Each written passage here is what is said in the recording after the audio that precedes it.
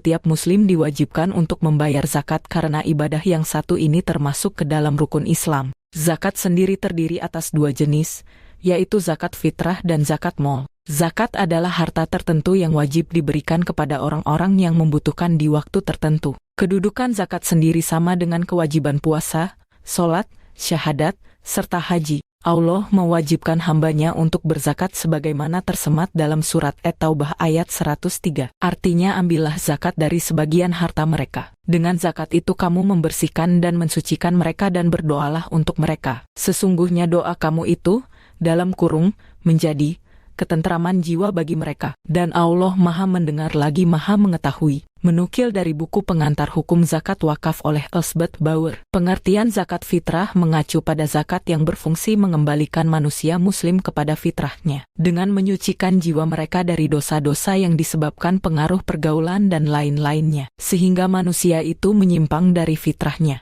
Biasanya, zakat fitrah dikeluarkan setiap bulan Ramadan, tepatnya sebelum sholat Idul Fitri. Sementara itu, zakat mal adalah zakat yang dikenakan atas harta yang dimiliki oleh seorang atau lembaga dengan syarat-syarat dan ketentuan yang telah ditetapkan. Umumnya, harta yang dikenakan pada zakat mal berupa segala sesuatu yang dikuasai dan digunakan menurut kekuasaannya, seperti emas, perak, uang, barang yang diperdagangkan, hasil pertanian, tambang, dan lain sebagainya. Lantas, bagaimana jika seseorang enggan membayar zakat?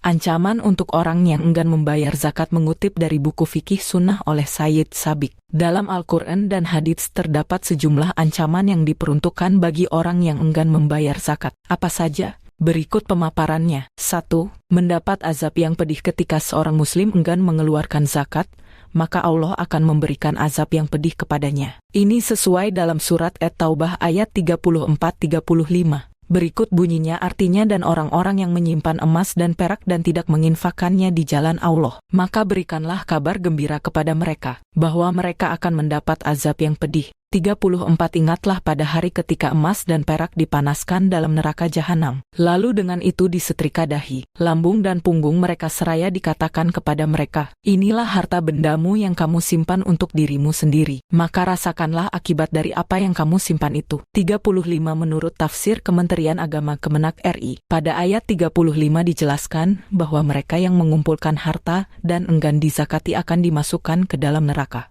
Semua harta tersebut akan dipanaskan dengan api lalu disetrikakan pada dahi, lambung, dan punggung si pemilik harta, lalu diucapkan kepadanya, inilah harta bendamu yang kamu simpan dahulu. 2. Dikalungkan hartanya di leher pada hari kiamat selanjutnya. Ancaman lain bagi muslim yang enggan mengeluarkan zakat adalah dikalungkan hartanya yang berat di leher pada hari kiamat kelak. Sebagaimana dijelaskan dalam surat Ali Imran ayat 180.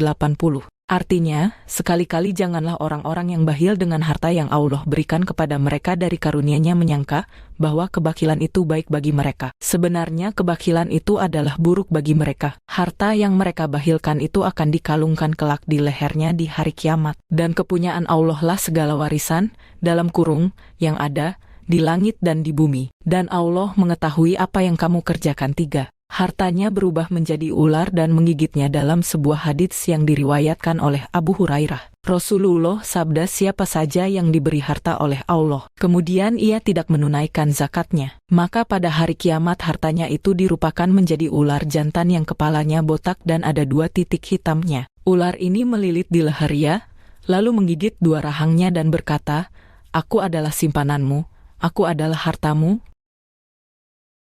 Semoga penjelasan ini dapat memberikan pemahaman yang lebih baik dan mari kita manfaatkan kesempatan ini untuk meningkatkan ibadah dan memperbaiki diri kita menuju kebaikan yang lebih baik. Bagi yang sudah subscribe, saya ucapkan terima kasih. Semoga Allah memudahkan segala urusannya dan